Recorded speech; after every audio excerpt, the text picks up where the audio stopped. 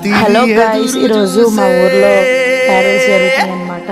So వాళ్ళు మా ఇంటి వైపుకి వచ్చారు. మేమైతే ఇక్కడ చర్చికి వెళ్ళము, మేము వేరే చర్చికి వెళ్తాం.